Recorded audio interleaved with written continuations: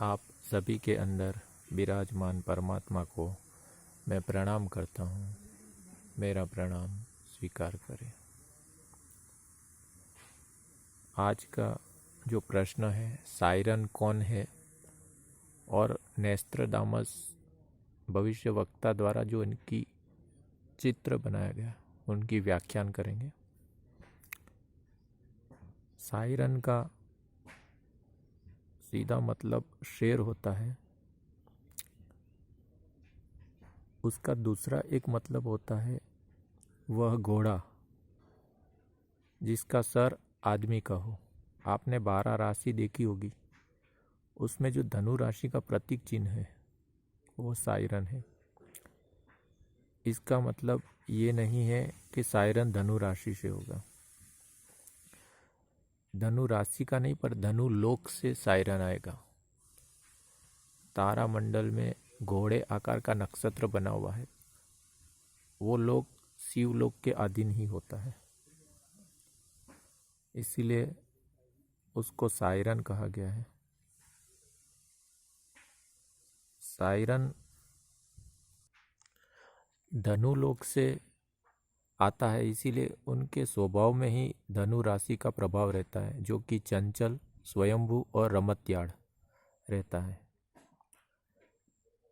इन जातकों को आशावादी, निष्ठावान, स्वतंत्र रहना पसंद करने वाला, नियंत्रण के बाहर, धर्म के लिए लड़ने वाला, खतरों का खिलाड़ी और नया सृजन करने की क्षमता रखने वाला रहता है।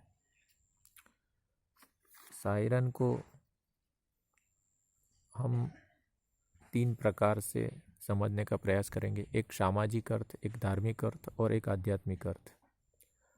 जो समाज में प्रचलित है, सायरन का सीधा मतलब एक तरह से अलार्म होता है।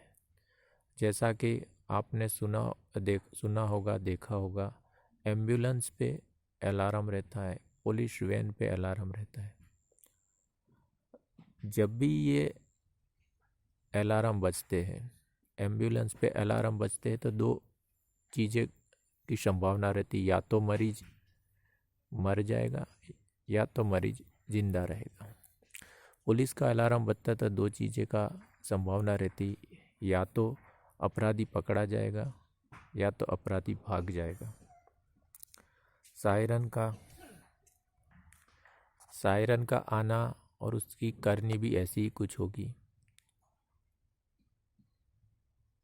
उनका काम अलार्म की तरह योगा समाज को यह पूर्व सूचना देंगे कि ईश्वर का प्रागट्य हो रहे हैं। धर्म के चलने वालों की रक्षा होगी, अधर्मी लोग मारे जाएंगे या भागे जाएंगे। दूसरा अर्थ धार्मिक, अगर धार्मिक अर्थ निकालूँ तो उसका तो कई विस्तार है, पर प्रमुख रूप से जो गुण सायरन में देखे जाते हैं वो हनुमान जी में या शिव जी में पाए जाते हैं। सायरन वास्तव में आपको कहूँ तो सिंह मानव उसको इसीलिए कहा गया है क्योंकि वो सिंह राशि का जातक है। सिंह राशि से मतलब है वो शिव के अवतार महेश रूप में अवतार लेंगे। उमापति महेश नाम सुना होगा, वो महेश के रूप में सामने आएंगे। शिव इसका सायरन का आध्यात्मिक अर्थ लेते हैं। आध्यात्मिक अर्थ ओमकार, नाद, श्रवण, अनाहत नाद। जैसे कि हम जानते हैं आत्म साक्षात्कार पूर्व ये जो नाद सुनाई देता है वो इस बात की जानकारी है कि परमात्मा का घर नज़दीक है, तो वो ईश्वर की खबर देते हैं, इसीलिए वो सायरन है। सायरन को भविष्य वक्ताओं ने शांति दूत कहा है, जिसका कारण सिर्फ ये है कि सायरन ही वो व्यक्ति होगा जो मानव सभ्यता और एलियंस के बीच में शांति वार्ता स्थापित करेगा। वो शांति दूत का कार्य करेगा एलियंस और मानवों के बीच में। संभवतः उससे पहले उनका आपस में युद्ध भी होगा। परिणाम में एलियंस ये जान जाएंगे कि ये स्वयं शिव के अवतार है महेश, इसीलिए उनकी शरण में आ जाएंगे और शांति दूत का कार्य करेंगे मानव और एलियंस के बीच में। इसीलिए उनको शांति दूत कहा गया है। और वो हवा में चंद्र से होता हुआ यूएफओ वैन में, यूएफओ के यान में, उनका विमान में बैठ के दिल्ली आएगा। इसीलिए उसको सभी आंखें देखेगी। इस बात की पुष्टि बाइबल में से हमें मिलती है। उसको भविष्य वक्ताओं ने अजोड़ भी कहा गया। अजोड़ का मतलब है कि जिसकी कोई जोड़ ना हो। हिंदू सभ्यता के हिसाब से ऐसे दो ही महत्वपूर्ण व्यक्ति या ईश्वर है जिनका कोई जोड़ नहीं है। एक तो स्वयं भगवान शिव और दूसरे विष्णु भगवान। उनका नाम विजयी रहेगा। इसीलिए उनका जो खुद के बारे में परिचय बताते हैं वो एक विजय ज्ञाता। एक विजय ज्ञाता का मतलब समझने के लिए हमें ज्ञाता, ज्ञेय और ज्ञान के मतलब को समझना होगा। जैसा कि भविष्यवक्ता की वाणी में कहा गया है, ज्ञाता और ज्ञेय होकर त्रिखंड में कीर्तिमान होगा। त्रिखंड मतलब तीनों लोक में जो कीर्तिमान होगा, स्वाभाविक बात है वो शिव ही हो गए। ज्ञाता का मतलब है जानने वाला, ज्ञेय का मतलब है जिसको जानना है, लक्ष्य मतलब ज्ञाता के रूप में भी स्वयं शिव रहेंगे, और लक्ष्य जिसको प्राप्त करना चाहते हैं हम ईश्वर को, और ईश्वर के रूप में भी वो स्वयं रहेंगे। और उनको प्राप्ति का जो मार्ग बताएगा, सहज भक्ति मार्ग, वही ज्ञान है। इसीलिए ज्ञाता और ज्ञेय होकर त्रिखंड में कीर्तिमान होगा की बात उनके लिए कही गई है। शिव जी की विषय में हमने आज तक सुनते आए हैं कि वो अजन्मा है। इसका कारण हम वर्तमान में समझ सकते हैं। वर्तमान समय संधि काल का है, कलयुग के अंत का है।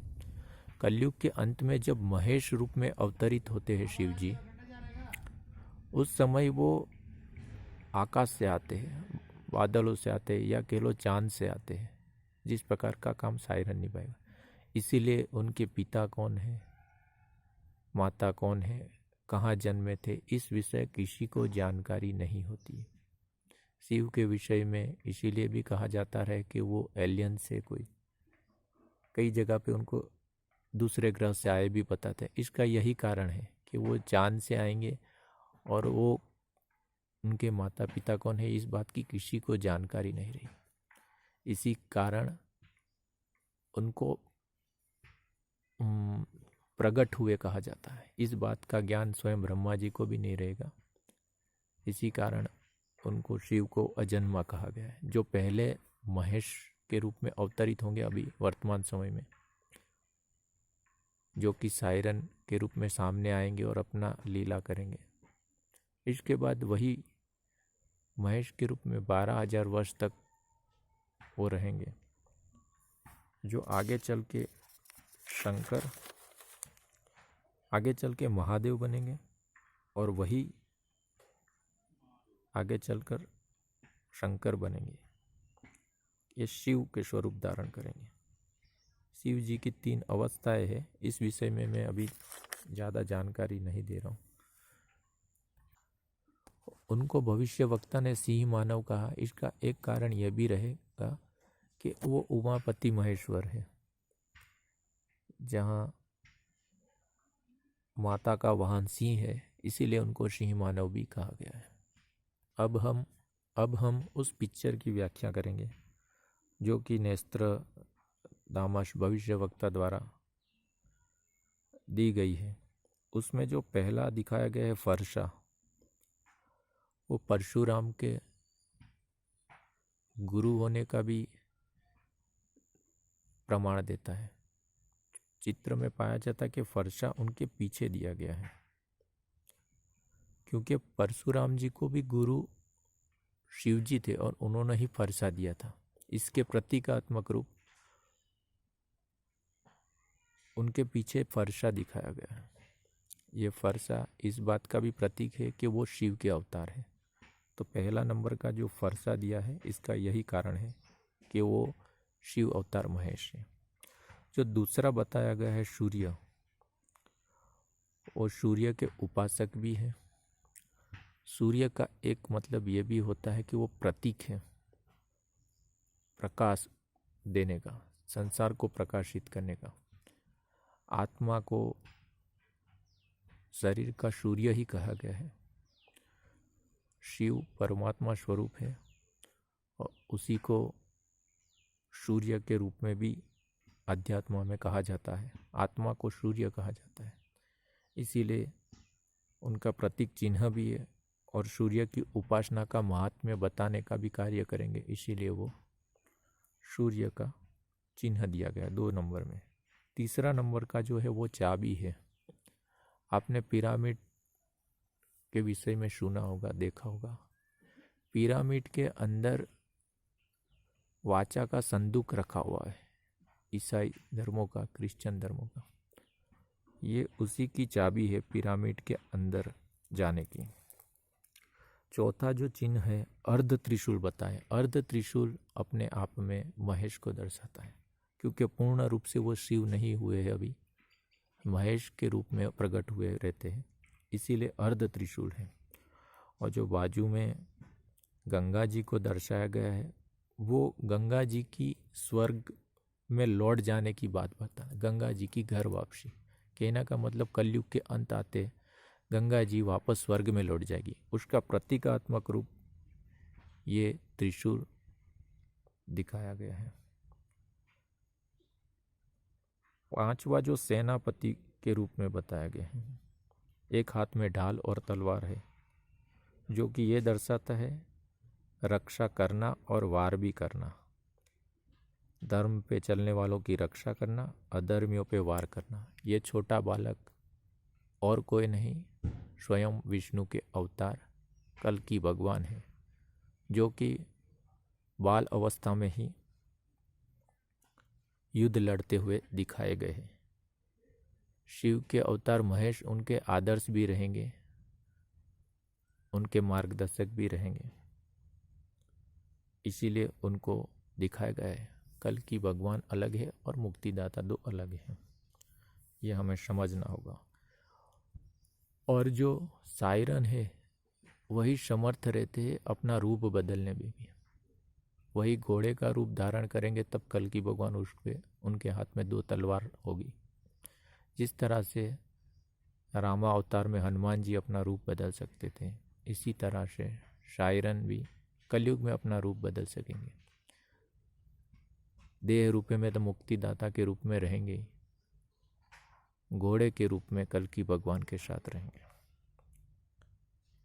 छठा जो इसमें दिखाया गया है शेर, वो माता पार्वती का प्रतीक है, प्रकृति का भी प्रतीक है, और सिंह मानव होने के नाते भी उनको दर्शाया गया है।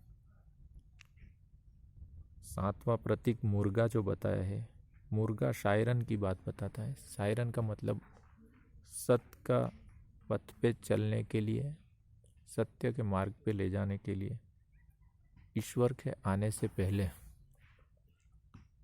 पूर्व चेतावनी के रूप मुर्गा दिखाया गया है। जिस तरह से मुर्गा सुबह होने का प्रमाण देता है बांग देके, वैसे ही जब हम सत्य पथ की बात करते हैं तो शिव का होना अनिवार्य है, क्योंकि शिव ही सत्य है। इस बात को हिंदू सभ्यता के लोग अच्छी तरह से जानते हैं। आप सभी के अंदर विराजमान परमात्मा को मैं प्रणाम करता हूँ। मेरा प्रणाम स्वीकार करें। जय जीव।